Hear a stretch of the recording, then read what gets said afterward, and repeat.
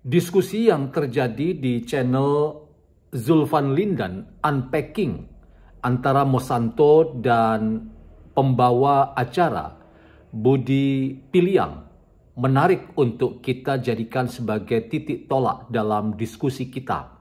Ketika Mosanto sebagai tamu dalam undangan diskusi di Zulfan Lindan Unpacking menyebut bahwa orang yang disebut atau bernama T. Fauzia itu layak disebut sebagai ahli pelacur. Sekali lagi, Tifa itu adalah ahli pelacur.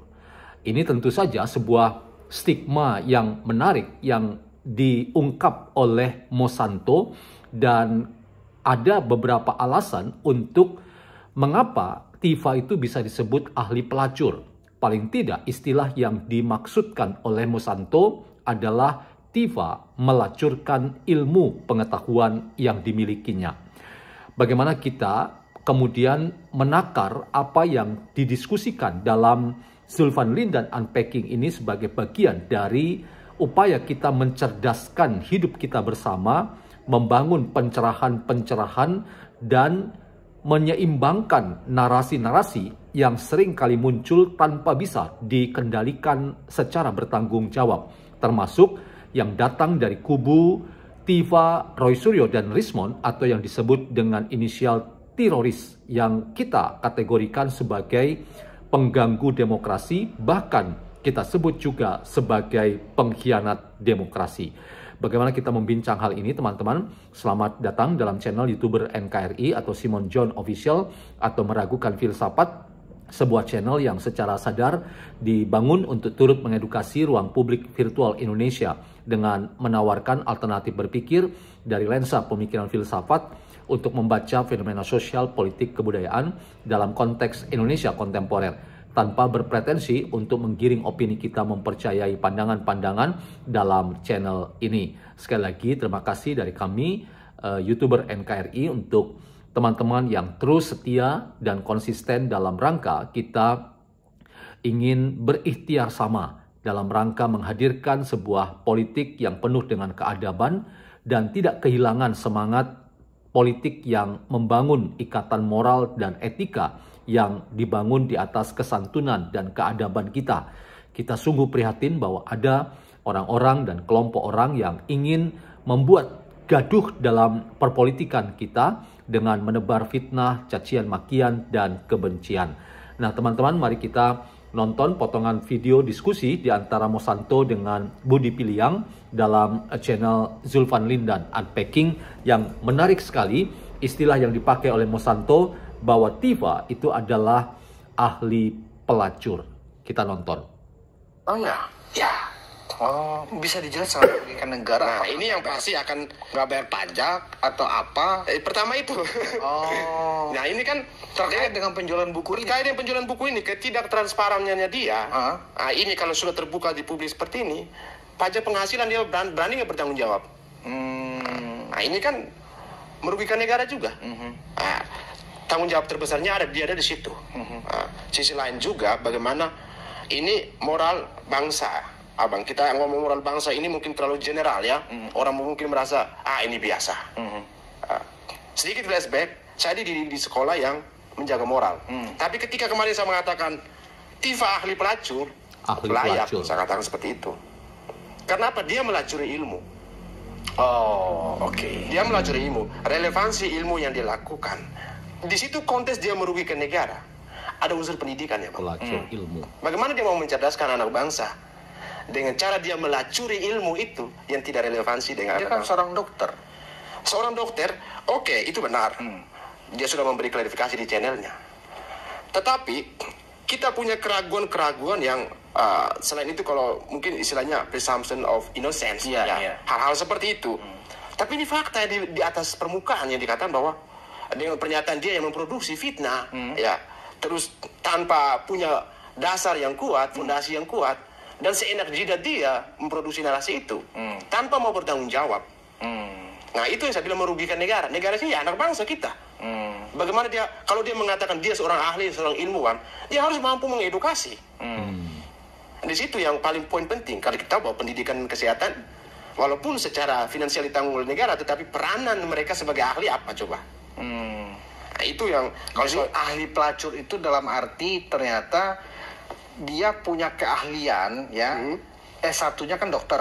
ya Tapi sekarang dia bicara banyak hal seolah-olah dia juga ahli di situ. Dia dokter filsafat, padahal kan dia belum dokter, ya kan? Nah, menurut Irjan, terkait dengan 3 serangkai ini kan yang menulis buku Jokowi White Paper. Pertanyaan saya dari hasil risetnya Irjan, yakin nggak bahwa benar mereka yang menulis itu semua? Atau jangan-jangan yang menulis orang lain tetapi menggunakan nama mereka karena mereka kan lagi naik daun bertiga. ya ini persoalan durasi waktu menulis buku abang. Masalah penyakit Ya, teman-teman silahkan nonton video itu secara lengkap. Saya sampai di situ saja karena tadi terpotong dengan iklan. Tapi oke lah, kita menangkap beberapa poin penting ya. Pertama, kita akan bahas tentang istilah yang digunakan oleh Irjan Mosanto, yaitu Tiva adalah ahli pelacur. Nah, ini adalah sebuah stigma yang menurut saya keras, tetapi juga punya argumen yang tidak kalah mendasar. Mengapa keras? Ya, karena penggunaan istilah ya bahwa Tiva itu adalah pelacur, ahli pelacur maksud saya. Tetapi maksud yang diungkap oleh Irjan Mosanto adalah bahwa ia melacurkan ilmu pengetahuan, ia melacurkan sebuah panggilan mulia dari seorang ilmuwan akademisi yang harusnya memang tugasnya adalah mengedukasi masyarakat, mengedukasi anak-anak bangsa kita, bukan malah menebar fitnah dengan bernarasi bahwa apa yang dikatakan misalnya terkait dengan makam ayahanda dan ibunda Jokowi di Solo itu disebut oleh Tiva secara terang benderang dan vulgar. Itu bukan ayah kandung dan ibu kandung Jokowi. Tentu ini sangat melukai hati. Tetapi kita juga mendapatkan kesan yang justru berubah ketika putra Jokowi yaitu Gibran sebagai wapres hari ini menanggapi enteng dan mengatakan justru dengan kalimat yang sangat sejuk dan penuh damai, yaitu terima kasih kepada Pak Roy Suryo dan Ibu Dr. Tiva. Ini sebuah apresiasi yang justru mereka sebetulnya sekarang ini sedang menarget Gibran sebagai orang yang harus dipersoalkan ijazahnya, dan bahkan terus mereka mengkapitalisasi upaya-upaya yang sistematis untuk melakukan pengadilan terhadap Jokowi dan juga pemakzulan terhadap Gibran. Apa yang ditanggapi oleh Gibran ini adalah bentuk kecerdasan sosial yang melampaui usia yang dimiliki oleh seorang Gibran. Malah Gibran mampu memberikan perspektif yang lain, bahwa di tengah-tengah kegaduhan kita akan persoalan ijazah yang tak kunjung selesai, tapi kita mendapatkan sebuah insight wawasan bahwa bagi seorang Gibran, ya, tekanan-tekanan politik ini tidak menghilangkan kesantunan dan kesopanan, menjauhkan diri dari kemarahan-kemarahan atau emosi-emosi yang ingin diungkapkan di ruang-ruang media sosial dan media virtual. Dan kemudian kalau itu misalnya mampu ditunjukkan oleh seorang Gibran, ini tentu akan menjadi pukulan tersendiri yang menyenangkan kubu Roy Suryo dan Tiva. Tetapi Anda yang mengikuti pemberitaan akhir-akhir ini, itu tidak bisa diperlihatkan oleh seorang Gibran, karena Gibran mampu menguasai diri, menguasai emosi, bahkan balik menaklukkan dan mengalahkan Tiva dan Roy yang justru responnya itu begitu simpatik dan penuh damai, yaitu kata yang selalu kita sering ajarkan kepada anak didik kita, yaitu kata terima kasih. Nah, kita kembali ke diskusi tadi teman-teman. Ketika dikatakan oleh Irjan Mosanto bahwa Tiva itu tipikal dari ahli pelacur karena ia melacurkan ilmu dan tidak bertanggung jawab secara moral untuk mengedukasi banyak orang, tetapi hanya menebar fitnah, kita mendapatkan tambahan data dan sekaligus konfirmasi tentang bagaimana kita sebagai pengamat, sebagai orang yang bergelut dalam ilmu yang sangat menekankan moralitas dan etika hidup, maka kita menjadi orang yang di satu sisi prihatin, tetapi di sisi lain kita merasa bahwa justru dengan menebar terus-menerus fitnah, kita justru mendapatkan semacam informasi bahwa Tifa adalah bagian dari kumpulan orang-orang yang hanya ingin mendapatkan pengakuan-pengakuan dari orang lain, padahal pengakuan-pengakuan itu tidak perlu dicari, karena kalau kita benar pakar dan menebar aura edukasi dan juga aura pencerahan, maka orang akan mengakui siapa kita dan bagaimana kita berkiprah dalam dunia ilmu pengetahuan. Nah, poin yang kedua dari diskusi Irjan Mosanto di channel Zulfan Lindan Unpacking adalah ketika disebutkan bahwa penjualan buku Jokowi's White Paper itu bisa dicurigai terkait dengan kesetiaan orang-orang ini, dalam hal ini teroris, untuk membayar pajak. Jangan-jangan memang ini bisa menjadi celah untuk kita mencurigai bahwa pajak mungkin tidak dibayar oleh mereka. Itu pertama. Yang kedua, ada indikasi perebutan jumlah nominal dari penjualan buku itu, dan dikatakan oleh Mosanto bahwa nampaknya ada ketegangan di internal teroris karena penjualan itu siapa sebetulnya yang diuntungkan.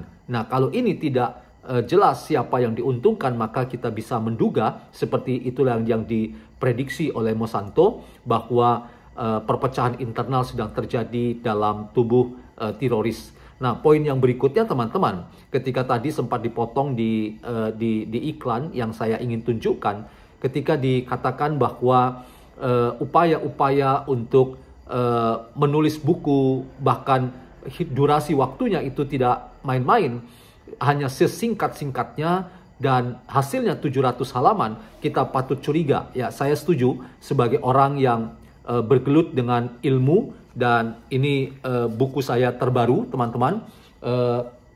Buku saya terbaru, Teologi Publik W.J. Rumambi, dan jelas dari covernya ini Anda lihat bahwa ini adalah sebuah perspektif berfilsafat dalam ruang-ruang publik.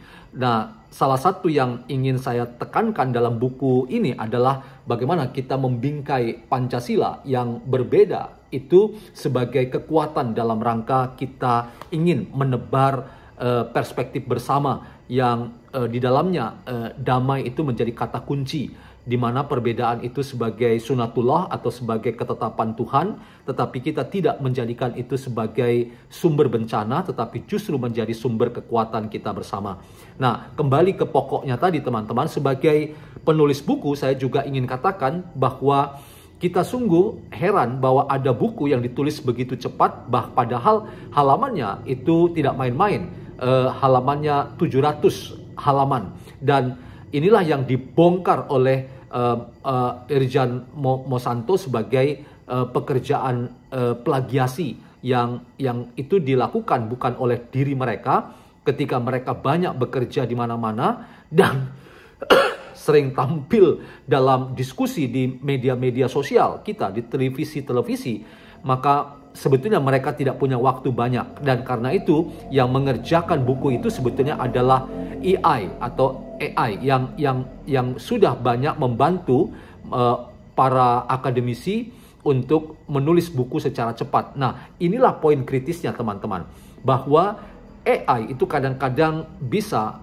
menipu kita, karena selalu saja kalau kita menggunakan AI dalam platform apapun, selalu ada keterangan AI bisa salah atau Gemini bisa salah, dan itu memberikan informasi kepada kita bahwa kalau kita tidak berhati-hati, maka kita bisa kemudian menjadi orang yang menelan bulat-bulat informasi dalam buku Jokowi's White Paper, dan kita kemudian kehilangan kewarasan dan kehilangan daya kritis karena kita mengaminkan begitu saja apa yang dikatakan oleh teroris. Ini yang diingatkan oleh Irjan Monsanto untuk kita semua ketahui. Jadi dalam diskusi mereka teman-teman ada beberapa poin yang menurut saya penting sekali. Pertama, Tiva itu adalah ahli pelacur. Yang kedua, buku Jokowi's White Paper itu bukan dikerjakan teroris tetapi oleh platform AI, dan itu berarti mereka melakukan plagiasi. Dan isu ketiga itu adalah perlu dipersoalkan apakah pembayaran pajak memang dilakukan di balik mereka telah mendapatkan banyak keuntungan dari penjualan buku Jokowi's White Paper. Dan yang keempat, ada temuan dari Irjen Monsanto bahwa teroris sedang tidak baik-baik saja. Mereka terindikasi mengalami perpecahan karena terkait dengan pembayaran keuntungan dari penjualan buku Jokowi's White Paper. Jadi sebetulnya Anda punya motivasi apa? Nah, kalau kita benar-benar luhur dan murni motivasinya dan tidak ujung-ujung duit atau UUD, maka kita semua meragukan kepakaran mereka karena mereka sebetulnya penuh dengan kepentingan yang mereka hendak perjuangkan, padahal mereka semua sedang menunjukkan kebodohan mereka semuanya. Salam waras, salam YouTuber NKRI.